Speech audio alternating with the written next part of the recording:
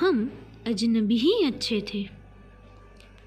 उसने मेरे सामने हल्के से स्माइल देकर वो अपना काम करने लगा और कुछ इस तरह शुरू हुई मेरी अनएक्सपेक्टेड कहानी पहले प्यार की।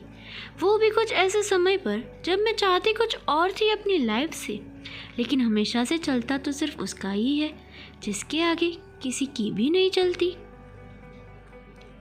मैं बहुत ही सहमी, सुलझी और जल्दी से घुल मिल जाने वाली लड़की हूँ, लेकिन ट्विस्ट के बाद तो वो थी कि मैं मिलते जुलते भी सिर्फ उन लोगों के साथ ही थी जिनके साथ मेरी कभी पटती ही नहीं थी।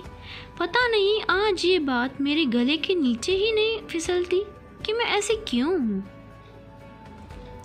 उसके साथ कुछ 3 से 4 दिन में अच्छी खासी दोस्ती हो चुकी थी, जैसे सालों से जानते हो एक दूसरे को।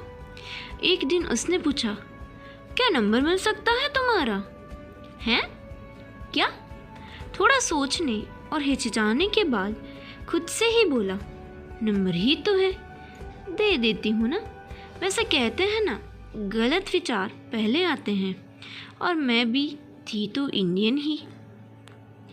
उस समय मेरे पास ना ही नेट था ना ही स्मार्टफोन। वो मुझे रोज़ सिंपल से मैसेज में ट्यूशन का टाइम बता दिया करता था, उसके सिवाय एक लफ्ज़ भी नहीं बोलता था। समय के साथ बातें भी बढ़ने लगी और हमारी कहानी भी।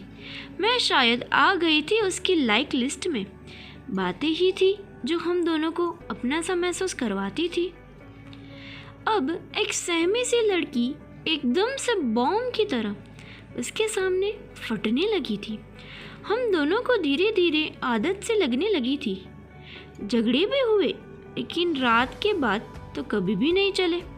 अब तो कंफर्टेबल हो गए थे हम, एहसासों को भी लफ्ज़ों में डाल दिया था।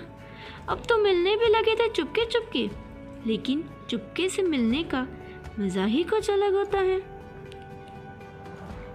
वो मेरी लिस्ट में मेरा परमानेंट, इनसिक्योर, कहीं भी ना पहुंचने वाला रिश्ता बन गया था।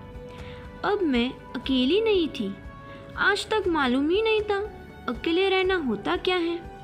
उसके आने के बाद मानो मुर्दे में जान आ गई हो, सुबह की किरणों में रोशनी आ गई हो, दिल की धीमी रफ्तार को जैसे तेजी से धड़कना आ गया हो।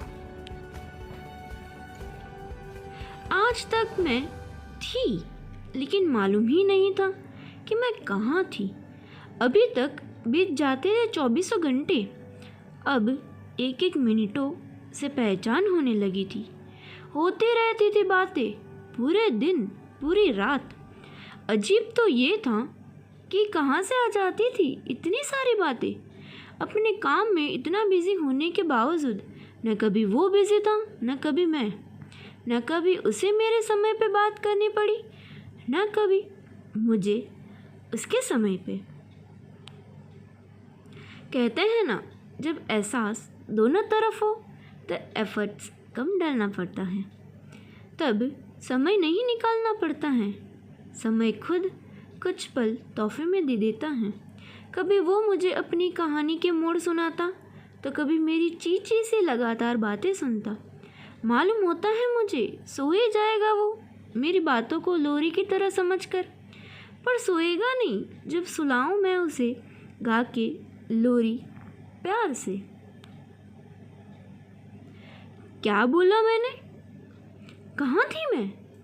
ये टीचर की तरह पूछ लेती थी आधी रात की आधी बात में। मैं सुन रहा हूँ ना, ये बोल के सुना देता था वो कुछ हाइलाइट्स मेरी ही बात की।